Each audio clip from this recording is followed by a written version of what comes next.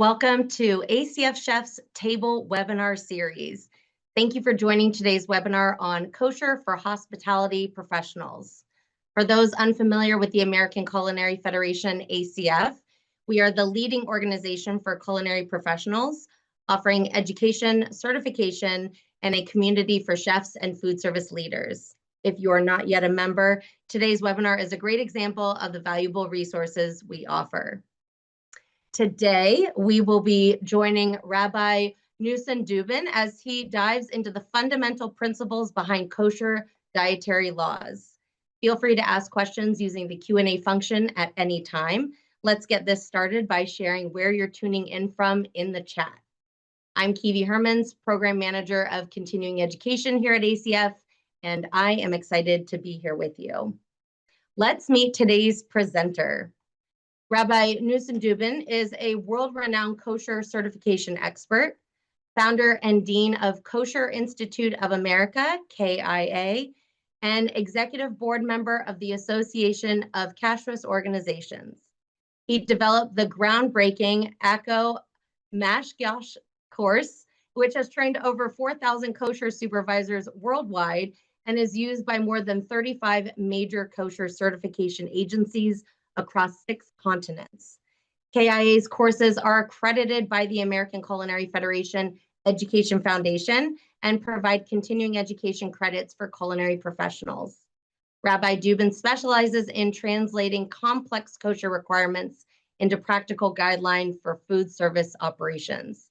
As a sought-after consultant and speaker, he works regularly with restaurants and hospitality venues on kosher compliance and customer service strategies. At this time, I will pass it over to Rabbi Dubin. Take it away. Thank you so much for the wonderful, beautiful introduction and for the opportunity. I feel it's such an opportunity to work together with the American Culinary Federation. We've done things together for a long time, and I think your work is incredible. So thank you for giving me the opportunity. Thank you everyone for joining us. I'm just going to structure a little bit where we're going here with the presentation. So in general, kosher is a big, broad topic, and it's something that has, we can talk about for hours. I think what we're going to focus on for this webinar is we're really going to focus on a deep dive of just the fundamentals, the things that we should all be aware of. And even if you're not dealing with kosher on a regular basis, it comes up, people request it. And having a little bit of a basic fundamental knowledge will give us a lot more confidence dealing with those customers and knowing the answers and not having to resort to ChatGPT or some other AI program in order to get the answers that we're looking for. So I guess the first question I would ask is, what is kosher food? And I see we have put this in the chat.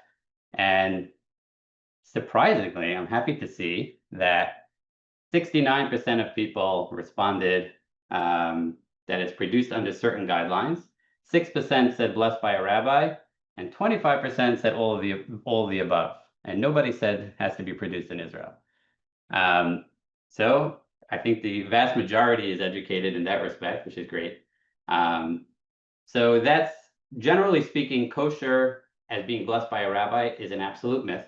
No part of kosher production is blessed by a rabbi. I don't know where it comes from, but it's definitely prevalent. It's something that people assume. It has nothing to do with kosher. Well, kosher is, the word kosher means fit or approved. That's the Hebrew word.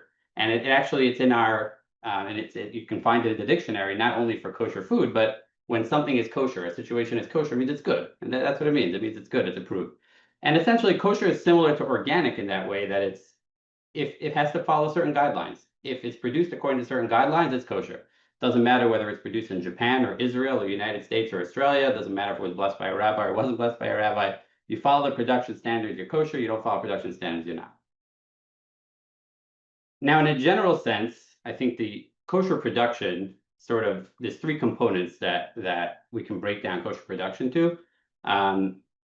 You can remember them as an acronym of PIE, P-I-E. Number 1 is production. So the food production has to follow kosher protocols. Number 2 is ingredients. All the ingredients need to be kosher. We're going to get into a lot more of these details as we go on. And the last one is equipment, that the equipment that's used for the production has to be kosher. So again, it's production, ingredients and equipment, pi is sort of the way we can remember that. So before we get into exactly what is kosher, let's talk about kosher certifying agencies. So kosher certifying agencies are religious organizations that are engaged by establishments, either food service establishments or larger productions, and we'll talk about that in a minute, from Oreo to Hunt's to Heinz to many, many other companies, and they're engaged to ensure that certify that the establishment or the production is kosher. And very often it'll take a lot of working with them just to bring it up to standard and make sure that it is kosher. But that's sort of the idea, the purpose of a kosher certifying agency is sort of like a quality assurance for kosher. Now, in a food service establishment, what you'll have actually very often, either on site or someone visiting on a regular basis, is a mashgiach. Okay, so a mashgiach is a Hebrew word, hard to pronounce, which means a kosher supervisor, right? And a kosher supervisor is essentially someone that works for the kosher organization or on behalf of the kosher organization, is well trained. The vast majority are trained through our institute, Kosher Institute of America, and they're trained to provide Q&A, a QA, quality assurance for these establishments to make sure that everything is being done. And we'll learn more about exactly what their role is, as we go on. So we have what kosher is. We have kosher agencies, what the purpose is. Now let's understand, sort of start from the beginning of what are kosher species, right? So we have specific animals. So when it comes to animals, poultry, and fish, there's very specific requirements about exactly which animals are kosher, which birds are kosher, which fish are kosher. And that sort of sets the stage for a lot of what we're going to be looking at in a kosher facility, is making sure that it's everything that's coming in, that it's a type of product, it's a protein that's actually kosher. So we're going to drop the poll in now to curious to hear what everyone thinks as far as which animals are kosher. And it's definitely something that not everyone is aware of exactly which animals. I think some of them people are pretty confident about, but others not quite as much. And we'll talk about specifically what the requirements are as we continue. I'm just going to wait for the results of that, and then we'll continue. Okay. All right. So for cow, we got 95% say it's kosher. Awesome. That's right. Sheep, 86%. Also true. Keeps dropping. Deer, 50%. Okay. Deer is kosher, and we'll talk about why in a second. Giraffe, it jumps to 23%. We'll get back to that one in a minute. Pig, 5% said it's kosher. Pig is definitely not kosher. Horse, 5% is kosher. Zebra, 0%. So zebra is correct. So for cow, I think that was the most, 95%. That's pretty good. And then as we dropped, as some of the other animals came along. So what are the signs for how do we establish what a kosher? How do we know what a kosher animal is? So there's two signs. Number one is, and this goes back. This is a biblical requirement. Number one is the animal chews its cud, and the second one is that it has to have split hooves. Okay, so we actually have here, for those that thought that a giraffe is not kosher, this is actually a giraffe leg. And you can see that it's got split hooves, right? And this is a real giraffe leg, taxidermy. But you can see that it's a full split straight from the bottom. And it is actually a kosher species. Now, the reason why I don't believe any kosher consumer has ever tasted giraffe or giraffe was ever prepared is for obvious reasons. It's not very practical for it to be used. But there's a common myth out there that the reason why that giraffe is not kosher because we don't know where to slaughter it because the neck is so big. So it's actually the opposite. We can slaughter it anywhere because the neck is so big. So giraffes are kosher because it chews its cud. It has split hooves. Now, as far as zebra not being kosher, okay, so we have actually a zebra leg here. And you can see this is, very similar to a horse leg, where it's like a horseshoe, but you see that it's actually completely sealed, not split at all, and a zebra is not kosher, and for that matter, a horse is not kosher as well, for the same reason. So that's number one. That's sort of you have to hit both of those. You have to make sure number one that has split hooves. So cow, sheep, deer, all those are kosher. And again, deer, venison is not something which is super popular in the kosher world, just because of practicalities and cost and so on and so forth. But it is technically it is a kosher species. So we have cow, sheep, deer, and many others. And then on the flip side, pig is the most common one. You won't find any kosher ham unless it's a vegetable variety. But other than that, those are the general ideas of animals with regards to which ones are kosher. So those are that's as far as animals are concerned. With regards to poultry is a little bit different, right? So we're not looking for split hooves, right? And we're not looking for chewing its cud. Kosher poultry depends on whether or not the bird that's in question, whether we have a tradition of that actually being kosher. So it's a little bit different, and that's a little bit more nuanced. We have to actually have an active tradition, knowing that that's kosher. So the obvious ones that are kosher, we know, chicken and turkey are kosher, duck, geese. One of the ones that people would not be aware of is pigeons. Here's this pigeon he's not alive anymore. He was alive at some point, and you would have been able to produce it and make it kosher. But obviously, again, that's not something which is typically prepared in kosher establishments, just because of the market and practical reasons. Dove is kosher, quail are kosher. Those are some of the animals. Quail, it depends on the variety, but there are quail that are kosher. With regards to the ones that are not kosher, most of the ones with regards to poultry that are not kosher are ones that are not really practical. So mostly predatory birds. So it'll be eagles, hawks, things like that, which obviously, and even in the regular non-kosher market, is not something that you're going to be finding in your regular restaurant. But technically speaking, those items would not be kosher. Now, we did animals, poultry, and now we're going to jump to fish. So fish is actually the easiest one. You actually don't even have to know what kind of variety of fish it is. So technically, according to the biblical law, in order for fish to be kosher, it has to have fins and scales. Okay. Now, what that means is that if you're going fishing, you pull a fish out of the water. So we'll back up for a second. Any fish that has scales will have fins, but not vice versa. So you can have a shark with fins that doesn't have scales, but you're not going to have a fish that has scales that doesn't have fins. So if you're going fishing, you catch a fish, you have no idea whether it's bass or something else.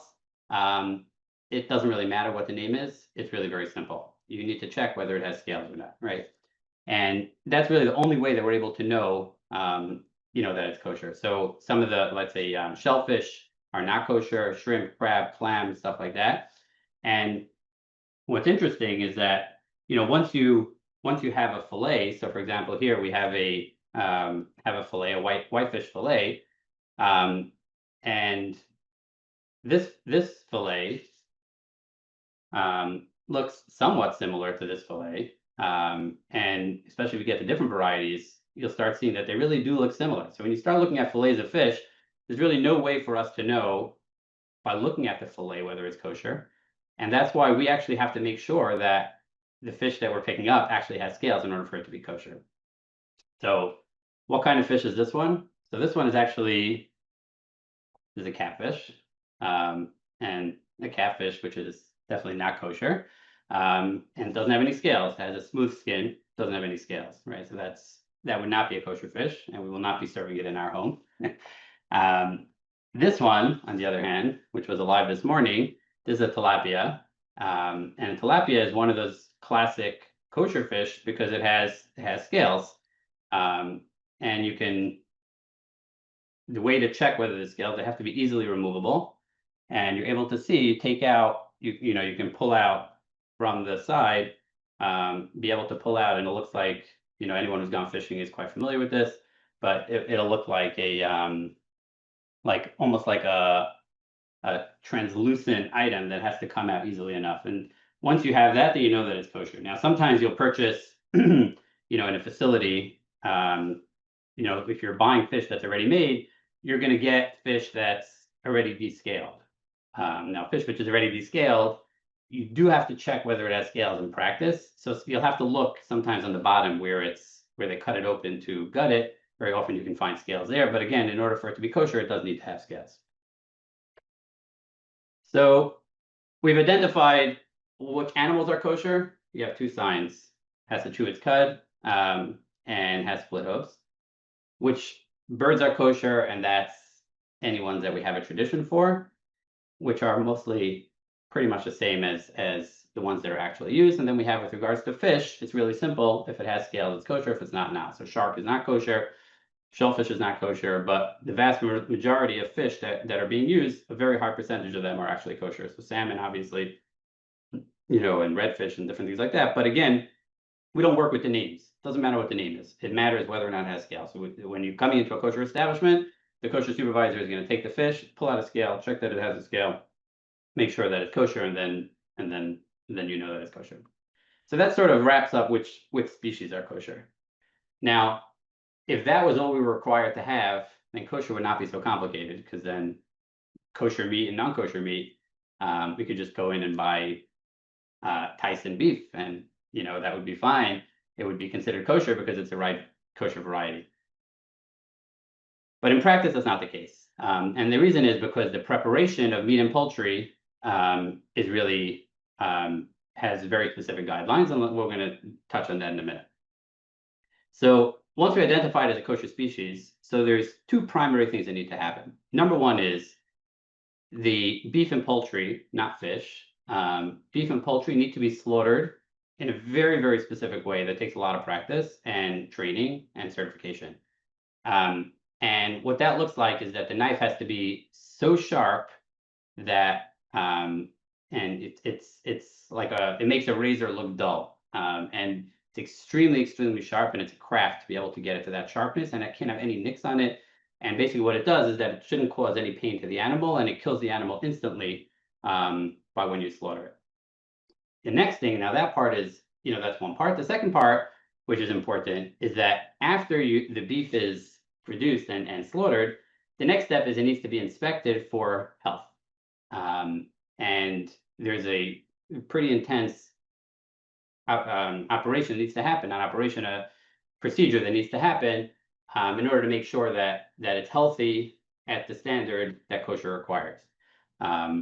So if I were to ask what percentage of slaughtered beef, this is put this up as a poll too, what percentage of slaughtered beef is considered healthy enough to be considered kosher? Okay. And now whatever is not considered kosher is going to be rejected. So for example, if you walk into a kosher slaughterhouse, the percentage of meat of beef that's kosher is going to be used for kosher, and the rest of it is going to be sold off to McDonald's or Tyson or whatever other company is going to be purchasing that meat, meaning if it didn't hit that level of healthiness according to kosher regulation. Curious to see how everyone did on that poll.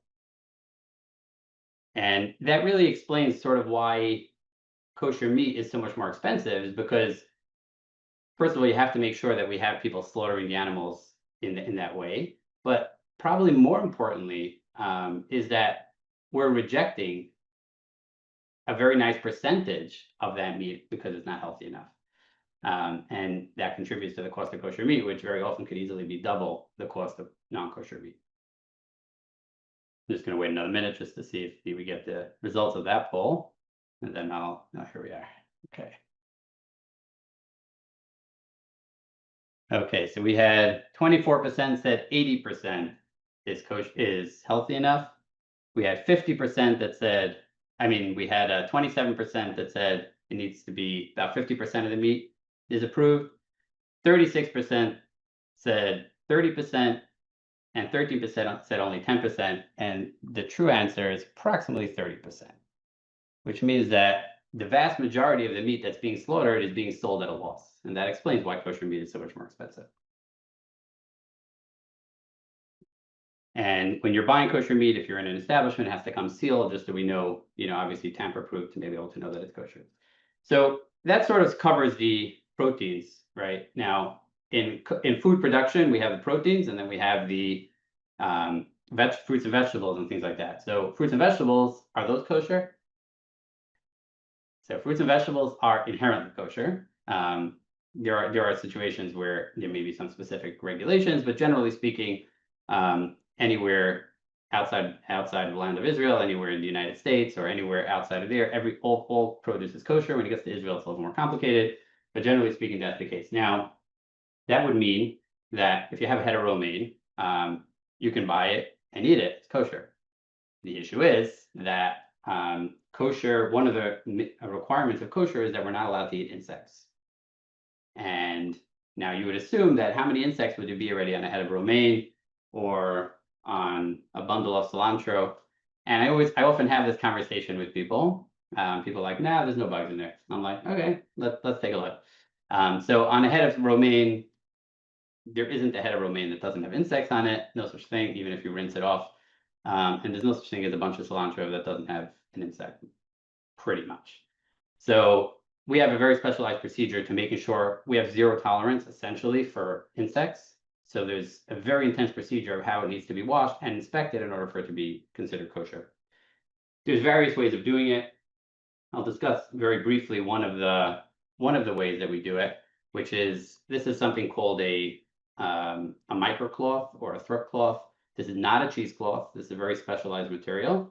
And the only thing that can get through this material is water. So this is a filter, a very, very intense filter that'll filter out all kinds of impurities and insects and dirt and everything like that. So basically what we do is we'll wash the produce with vegetable wash it well, and then we'll filter the water through this. I'm not going to show the actual procedure. That'll take a little while, but we're going to filter it through this, and then we'll take this cloth and we'll put it onto a light box. Okay, so it'll look something like this. We'll put the cloth onto the light box like this, and then put on the light box and inspect it for insects. If the cloth comes out clear and there's no insects, then we're good, and if not, then we wash it again, and that's with produce. So very often people who are not familiar with kosher is like, okay, I'll just get a kosher salad. Not so simple, because in order for the produce to be kosher, it needs to be actually inspected and approved by a trained kosher supervisor in order for it to be considered kosher. Okay, so that's now that we've decided what we can bring into the kitchen, right? So we have the proteins and we have the vegetables, fruits and vegetables.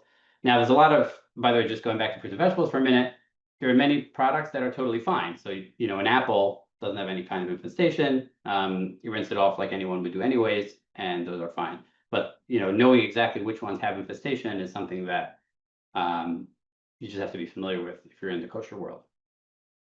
So the next thing we're going to talk about, which is a pretty critical piece of kosher, is the separation of meat and dairy. Now, according to kosher law, meat and dairy can never be mixed or cooked together in any way. Okay, so I don't know if you'll notice in my background, which is my kitchen, you'll notice that I have two sinks.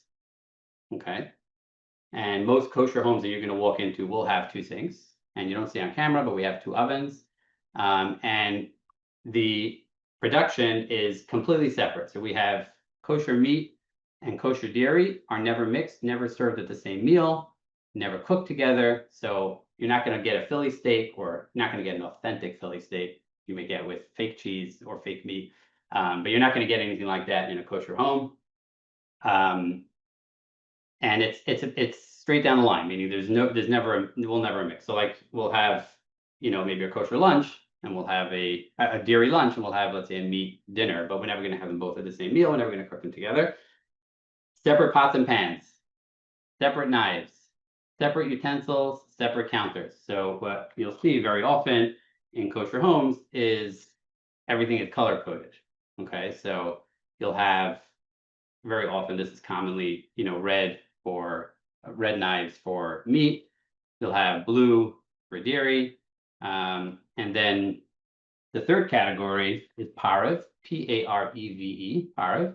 And what that means is neither meat or dairy, and that's the best because you can do whatever you want with that. So, you know, all vegetables are parev, and you know, a lot of products are parev, and they don't have meat or dairy status, and you can have them with either one. So that's in a home kitchen. Now, in a commercial kitchen, it's a little bit different because commercial kitchens, generally speaking, will not have both. So if you walk into a kosher dairy restaurant, you will not get pepperoni pizza. Okay, they won't have it. If they have it, either the cheese is fake and it's not a dairy restaurant, or the pepperoni is fake and it is a dairy restaurant, because you cannot get cheese. You will not get, no such thing as walking into a restaurant, a kosher restaurant, where you'll have dairy and meat. So we have dairy restaurants and we have meat restaurants. So if you walk into a steakhouse, it's only meat. You walk into a pizza store, they may have pizza, they may have sushi, they may have other things. They're never going to have meat, any kind of meat products in there. Now, as an example, that would mean, let's say, in a meat establishment, if they're serving you coffee after the meal, that creamer is going to be non-dairy because it can't be milk, right? You won't have cheeseburgers, things like that. So that's just something to keep in mind. That's a pretty big deal in a kosher kitchen, just because everything is separate and everything is really keeping the two, keeping the meat and dairy separate is really a big deal. So kosher is complicated, right? Okay, we all get that, and that's why we have kosher agencies to certify and make sure that we know that things are kosher. Now, you'll be surprised that if you walk through your kitchen, you walk into your pantry at home or whichever in your restaurant. If I had to guess, I would say probably 60 to 70% of the products that are on your shelf are actually kosher.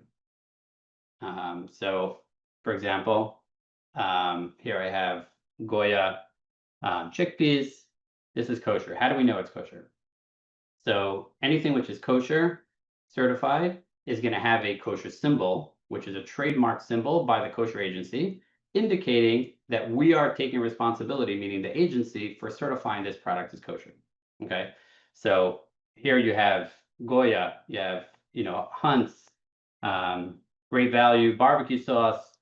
Now, if you take a look here, you can see the circle U. That's the most common symbol. I don't know how well you can see it, but you can see the circle U on there. And what that's saying is that agency is taking responsibility. We set up the procedures, we monitor the equipment, we make sure that everything is kosher, and you look at this circle U and you know that it's kosher. Now, if I were to ask, we didn't drop this in as a poll, but if I were to ask you how many kosher agencies there are worldwide, I think most people would be surprised to know that there are about 1,500 kosher agencies worldwide. That's ballpark. But at the same time, not every kosher agency has exactly the same standards. So fundamentally, I think most of the agencies are on the same page, but there are differences, and therefore that's why some certifications people will accept, sometimes people won't, because there's no central regulation agency.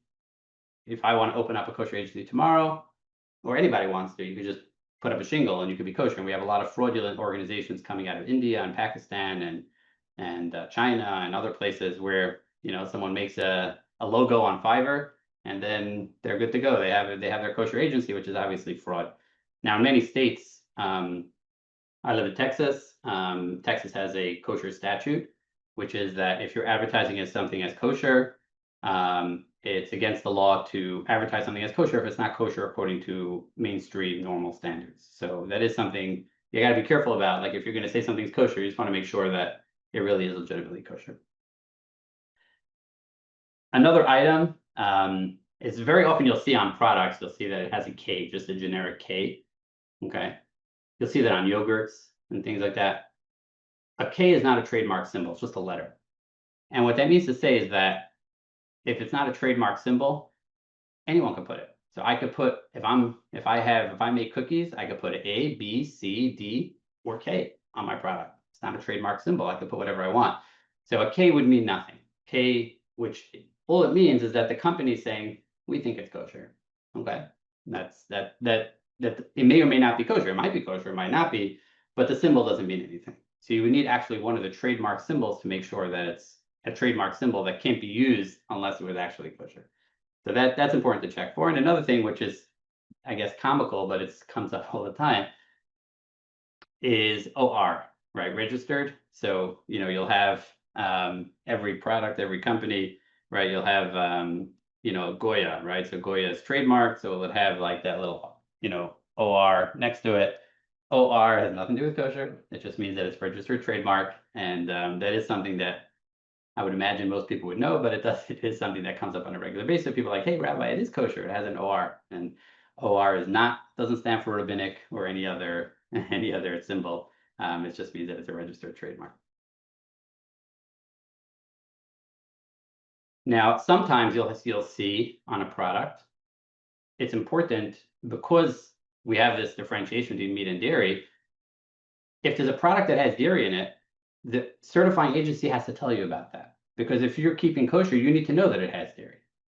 So this is a good FYI for anyone that has a dairy allergy to keep in mind. And I'm not taking responsibility from the legal perspective or any liability of this, but if you do see something with an OUD, the D is dairy, which means it has dairy ingredients in it, either flavorings or ingredients or something like that. So, or it will have a different symbol, but it has a D next to the trademark symbol.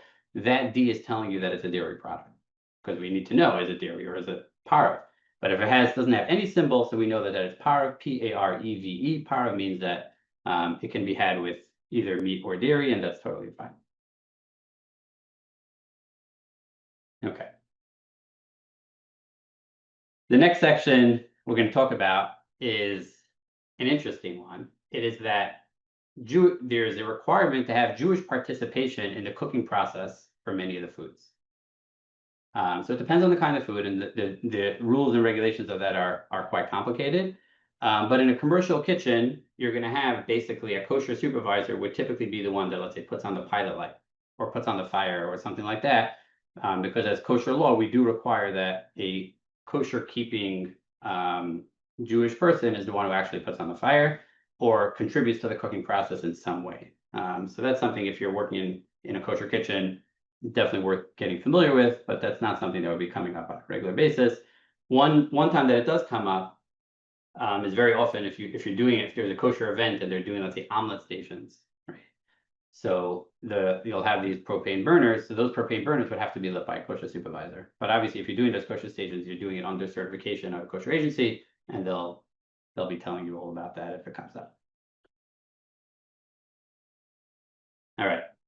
Now we'll jump to kosher wine and alcohol. Okay, so kosher wine, like all other foods and beverages, has to have a kosher symbol in order for it to be considered kosher. And with regards to, then there are more regulations with that. There's different kinds of specifications with regards to wine. I'm not going to go into all those details, but generally speaking, you want to make sure that it does have a kosher symbol in order for it to be considered kosher. What about other alcoholic beverages? Okay, so scotch, tequila, bourbon, sake, beer, all these other, so many beverages, alcoholic beverages that are available. So there it starts to get a little bit tricky. So the benefit is that because they're such regulated industries, very often it is okay even without a kosher symbol. Because what are we concerned about? We're concerned about making sure the ingredients are kosher. We're concerned about the production and so on. So it depends on the product, and it's something that does take, you just need to have it. You need to make sure that you're confirming exactly which ones.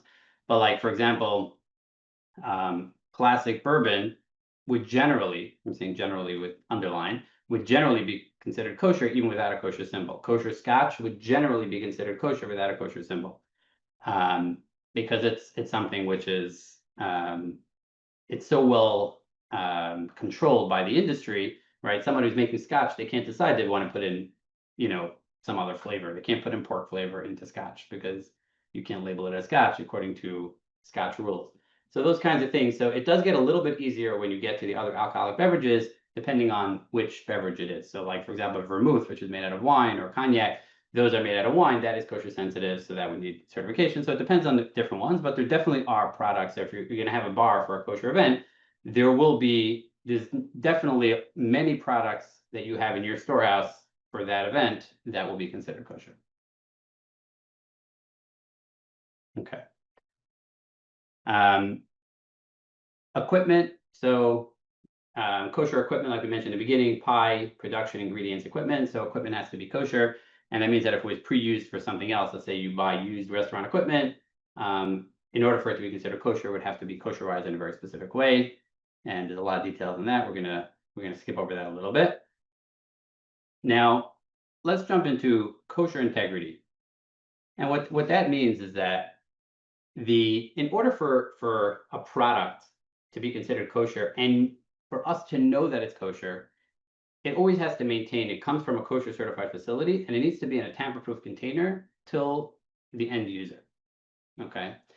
What that means, what that translates into is that you'll see, you'll have, most kosher agencies will have what's this kind of specialized tape you can see. This is from the HK, the Houston Kashrus Association in Houston, Texas. And this is specialized tape. And what this does is, like, if you're going to get it to go order, right? So we want to make sure that what you're ordering, there's actually been studies recently about the percentage of Uber drivers that are snacking off people's meals and so on. So that is something you want to, you can Google it. And we want to make sure that the food is untouched, not replaced, and it's completely the way it left the restaurant. So what they'll typically do is they'll take the product, and let's say you order a to-go container, it'll be wrapped something like this.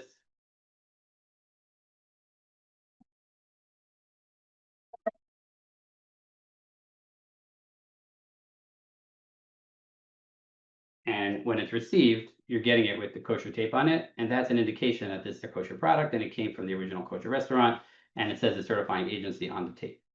Now, where this comes up critically, and we'll touch on this maybe if we have time at the end as well, is that very often if you're in a kosher hospitality setting that's not kosher, okay, so you're a chef in a Hilton, and you don't have a lot of kosher customers, but you have a conference, people coming in, they want kosher food.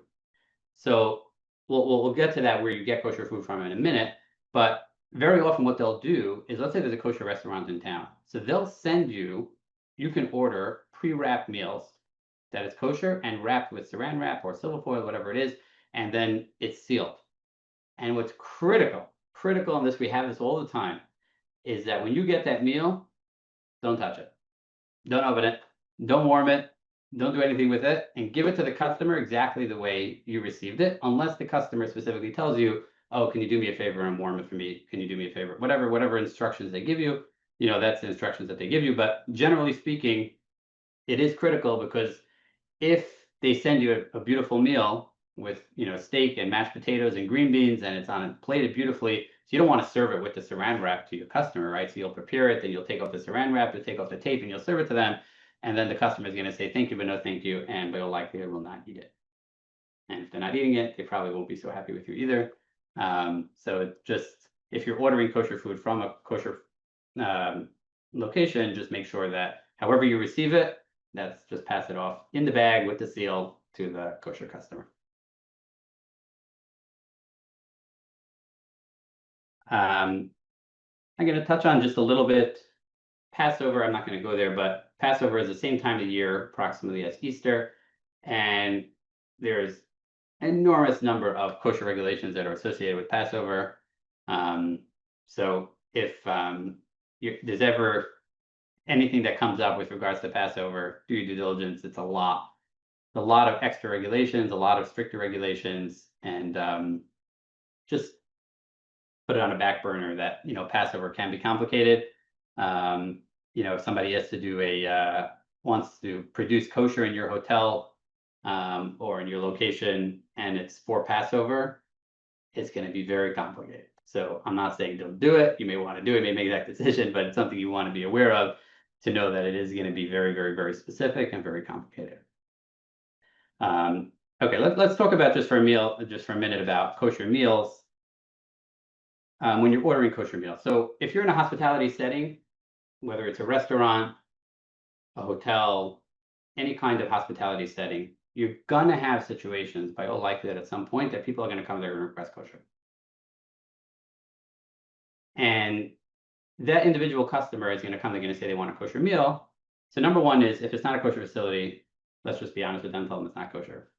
It is what it is. We have to be careful. There was a story recently where there was a restaurant that wasn't kosher, and they got contacted to provide kosher meals for a conference. And they're like, okay, we could do that. We'll just make sure we buy kosher meat, and and they produced it in their non-kosher facility, and they sent it to the conference, and it created a national news story. People were furious about it when they found out about it. And I just my only point is, like, if it's not kosher, it's fine. It's totally fine. Just say it's not kosher. They'll find granola bars. If you can and you want to get kosher meals for them, very often it is available. So wherever you're living, whether it's Chicago, LA, Houston, Atlanta, many metropolitan areas will have kosher restaurants that can provide kosher meats, and it is available. Feel free to contact us through Kosher Institute of America. We're not a certifying agency; we're an educational agency, but we'll be happy to help if you do need help with anything like that.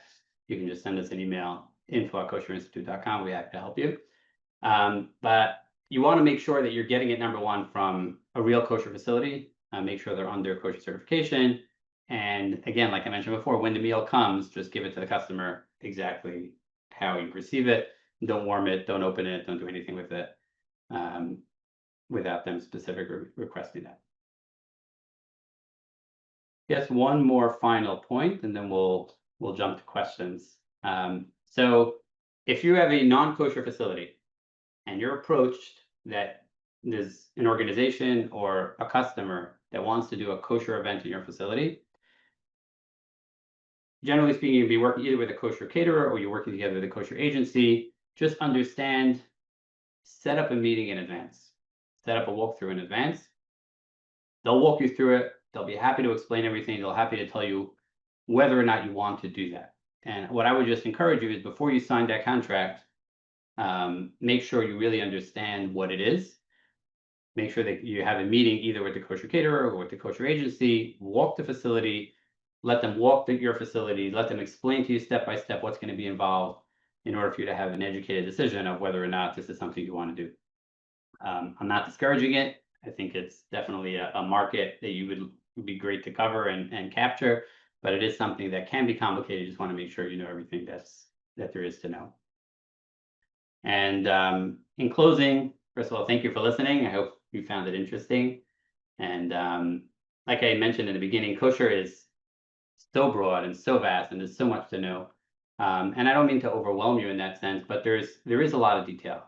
And I would encourage you to take a look at we have many courses online, kosherinstitute.com, Kosher Institute of America. Just Google Kosher Institute of America, you'll see it. We have a lot of different courses online. We also do offer kosher consulting, advisory, in-house training. So if you want to have just a cultural awareness program for your staff, just so that they know the basics of kosher, and if a kosher customer comes and you want to be able to deal with them in a respectful way, we do provide those services, and we have all these online courses. And thank you for giving me the opportunity to share with you. And I guess we'll jump to the questions now. Awesome. Thank you so much, Rabbi. That was very informative. I learned a lot, trust me. We do have some questions in from our viewers, so I'll just get started with them. The first question is, what should you wash vegetables with? Great question. Okay. So in order for it to be considered kosher, it would need to be done by someone who's actually trained in the procedure. So that would be a kosher supervisor. Generally, we would recommend using vegetable wash. So there are some good vegetable washes out there. And most, depending on the specific vegetable wash, but most vegetable washes can do a good job. But it would be something that has to be done by somebody who is trained and has all the equipment in order to do that. Yeah. Great, thank you. And just before I go into the next question, for our viewers tuning in live, please hit us with those questions so we can get all that answered while Rabbi is here with us live, okay? Next question, why is triangle K not consumed by some? That is a great question. That's an informative question from someone who clearly has some exposure to kosher law. Yeah. Right. So I'm going to jump back to what we discussed about having many, many different agencies. Now, with regards to agencies, because there's no one standard, which means to say, I'll give you an example.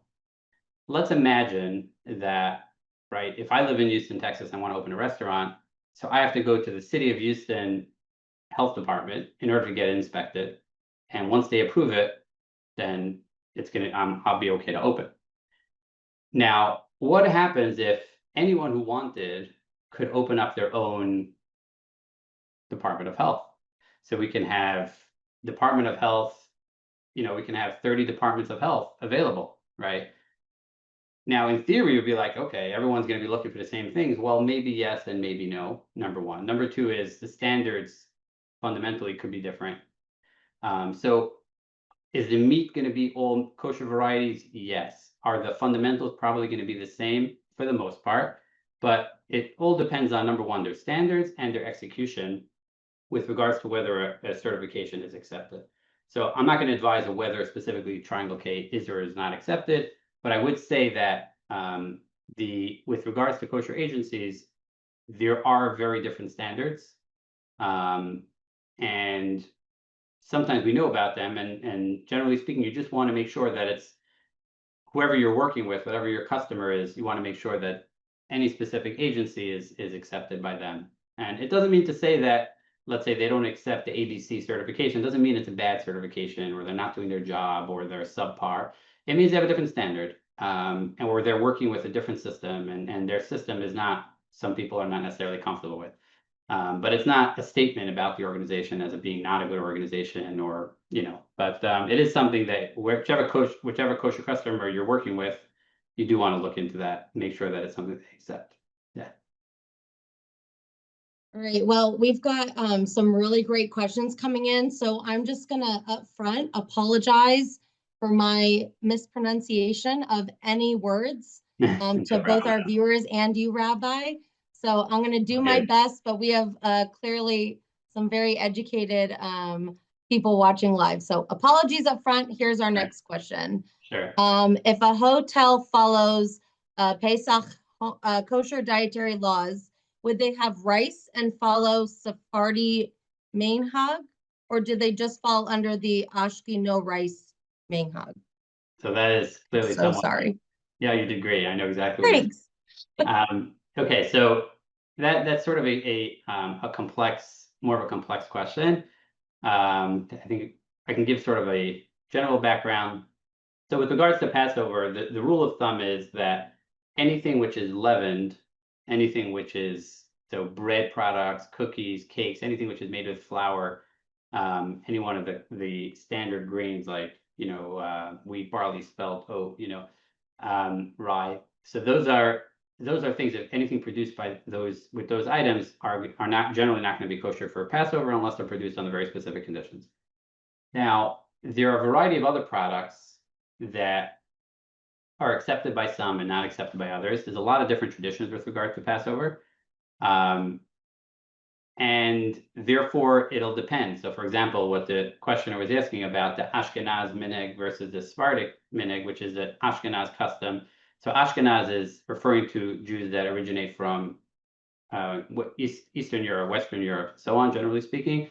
And then Sephardic are people that are coming generally from the Middle Eastern countries and the Morocco and Syria and different Middle Eastern countries, and they have different customs just over time that have developed. And because of that, there are differences. So one of the differences are whether or not they use rice on Passover. So, for example, somebody like myself, my background is Russia, Ukraine, and that would be sort of the Ashkenaz custom. So we don't have rice on Passover. My neighbor across the street, who originates from Syria, they would have rice on Passover. So as far as generally a kosher program, I would say that the majority of kosher programs are going to try to make it something which is inclusive to everybody, which means that they'll pick the lowest common denominator, or the highest common denominator that everyone would accept, and would probably not serve rice on Passover. All right. Next question. Is two mashgiach necessary sometimes for a restaurant? Okay, so a lot of this has to do with the specifics of the of a of the kosher certifying agencies. So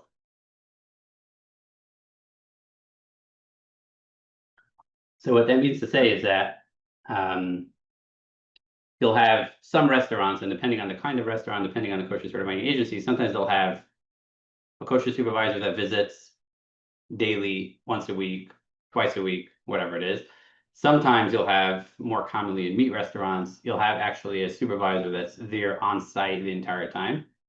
And the only time they would have two supervisors, meaning two supervisors at the same time, you may have two shifts. You'll have somebody working from 7 to 3 and 3 to 7 or something, but you'll have, if you want to have, as far as two supervisors working at the same time, the only time they would have that is if it's a very, very big operation and it's just too much for one supervisor to handle. So for example, if let's say we have, as an example, we have in Houston, Texas, we have a very large supermarket that has a deli department and a meat department and a bakery department and a fish department and a sushi department and all these different departments.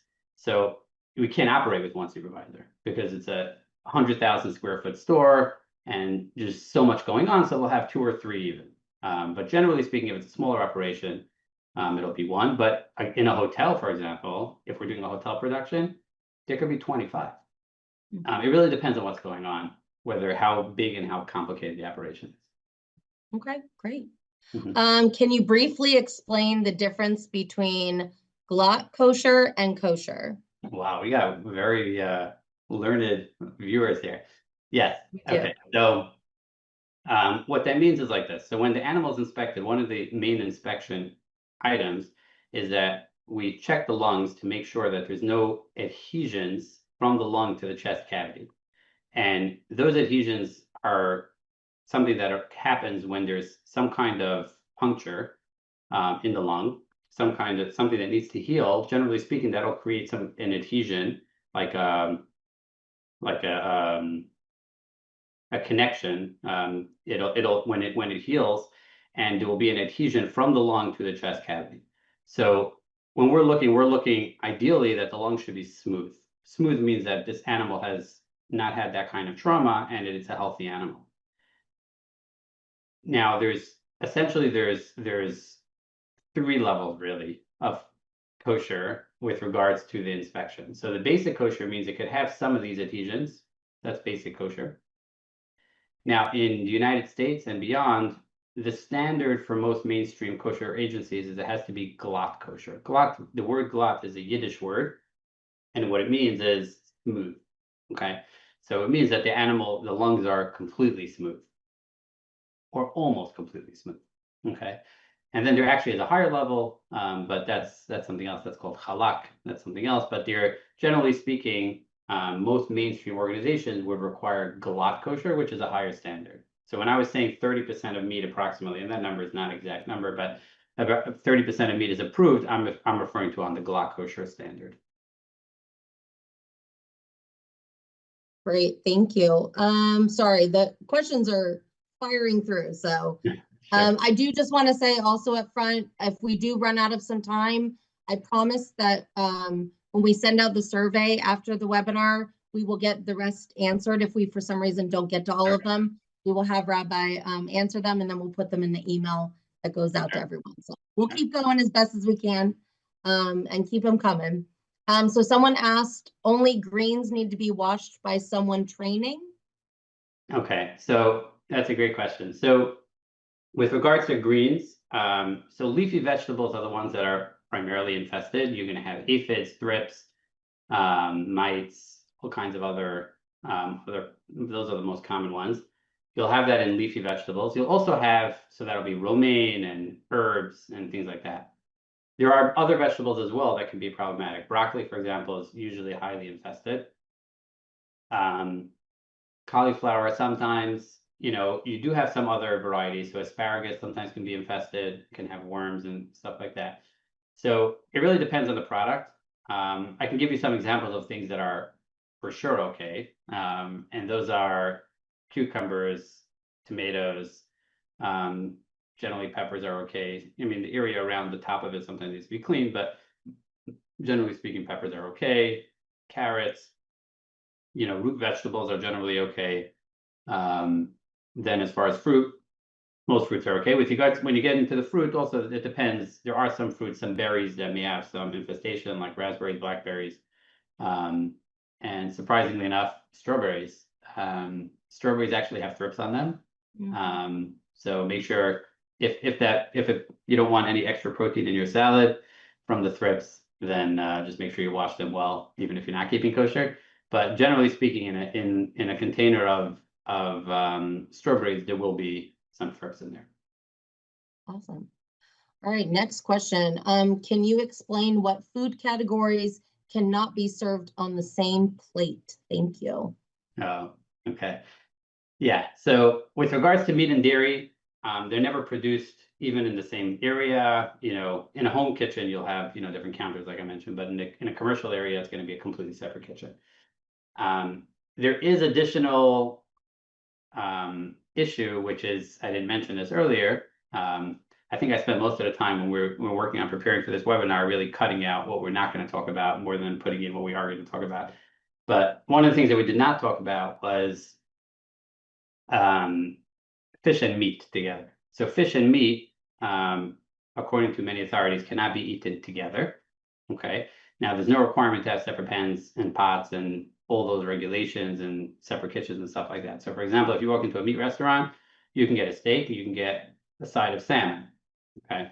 Both of them will be fine, but they would not put the steak and the salmon on the same plate. So fish and meat is something that would not be served together, but it can be produced in the same kitchen. And obviously, it's a little more regulations, but generally speaking, that's the general idea. Yeah.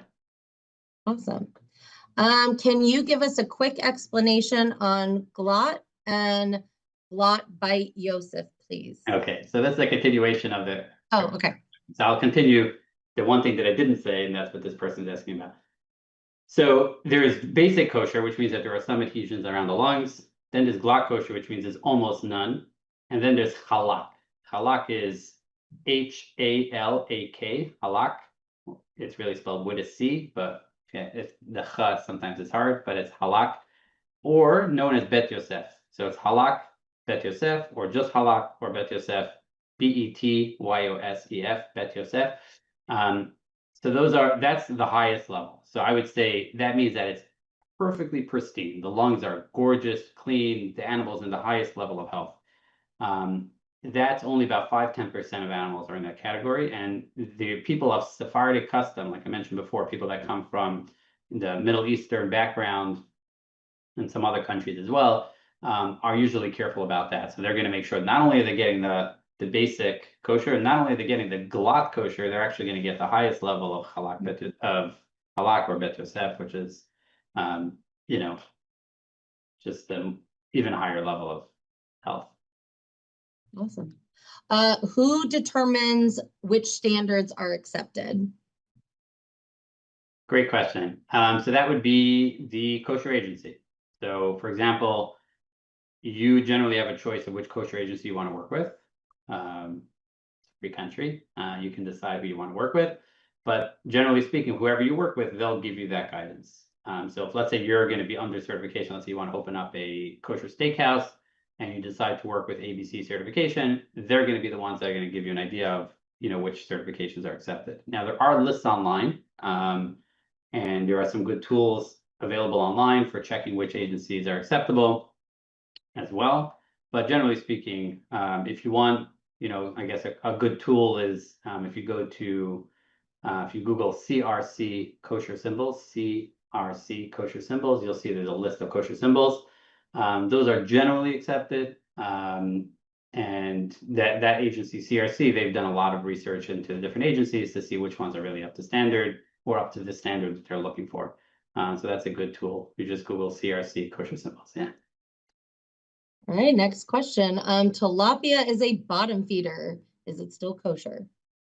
The tilapia is kosher. And like I mentioned before, I can show you again if you'd like. It really depends. We don't care whether it's a bottom feeder or a top feeder. We don't care whether it's salt water or fresh water. We don't care whether it's any other, where it comes from, how it comes from. It really boils down to really one thing and one thing only, and that is, does it have scales or not?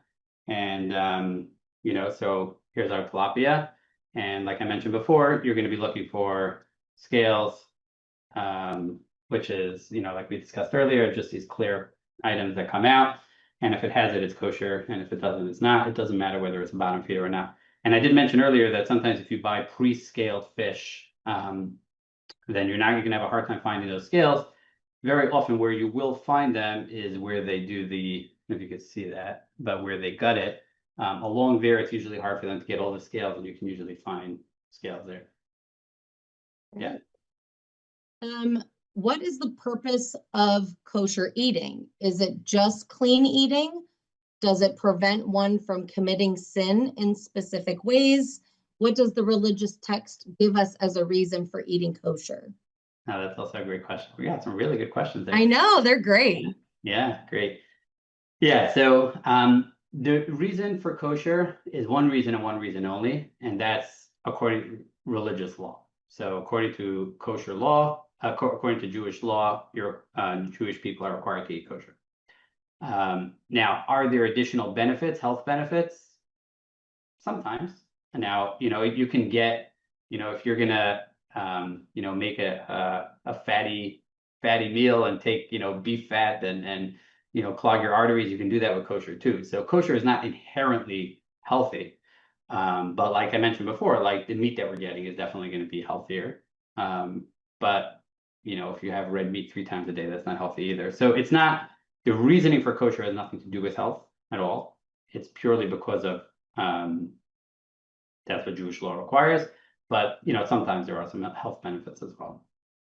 And I will say, just as far as health, another benefit of kosher is that there's just another pair of eyes in the facility, in the production. So sometimes you can have a facility that was checked by the Department of Health, and then they're not coming back for another 6 months or a year. Now, kosher is not going to be checking for health code, but there is another pair of eyes checking to make sure that everything is okay from a kosher standpoint, and having another pair of eyes very often does provide value with regards to the cleanliness of the food. Awesome. I just have 2 more questions, so we'll get through them. And thank you everyone for these great questions. How can a certified restaurant be milchik on the east side and fleischik on the west side with no physical barrier in between? Okay, so the word milchig, M-I-L-C-H-I-G, is another way of saying dairy, milchig. Fleischig is another way of saying meaty. It's like it's meat. So it's milchig and fleischig, F-L-E-I-S-H-I-G, fleischig. Milchig is M-I-L-C-H-I-G, milchig and fleischig. So what I mentioned before is that restaurants will generally be exclusive to meat or dairy. Sometimes, and it's a bit unusual, you can have a restaurant that has both with 2 different areas. But the agency will typically just have very clear guidelines just to make sure that there's no mixing, because it's not inherently a problem. It's just we want to make sure operationally that it works. So like in my home, this is our meat sink, that's our dairy sink, and that's okay because we're careful about it. Awesome. All right, last and final one. Sure. Could you explain what food categories are proper to serve together on the same plate? Okay, great question again. So we touched on this before a little bit, and this was something that, like I mentioned earlier, with regards to meat and dairy.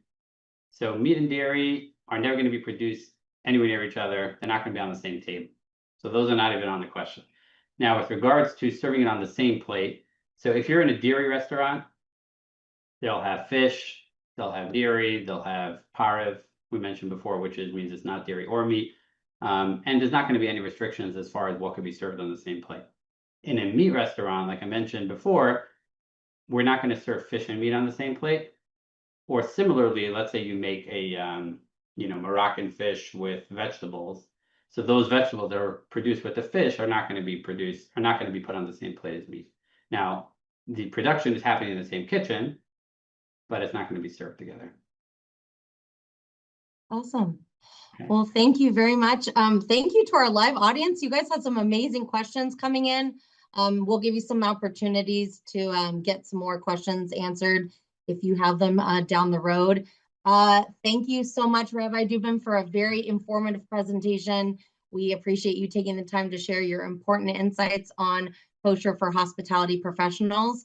As a reminder to our audience, we do have a lot of courses from the KIA, the Kosher Institute of America, up on our CEH provider list on our website. And also you can just reach out directly to KIA.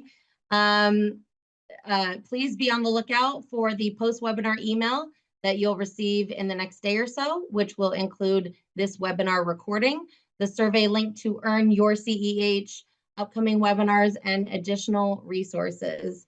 Don't want to wait to take your CEH survey. Stick around to the end of this webinar to be directed to the survey form and complete it early.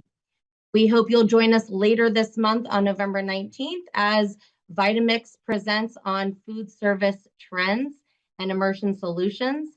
And then on December 10th, we have Chef Brian Peffley, CEPC, CCE, AAC, and he will be presenting an overview of building with gingerbread. Visit the media tab on acfchefs.org to register for upcoming webinars. On behalf of the ACF National Office, thank you again to our presenter for bringing us this opportunity, and thank you all for joining us today. Have a great day.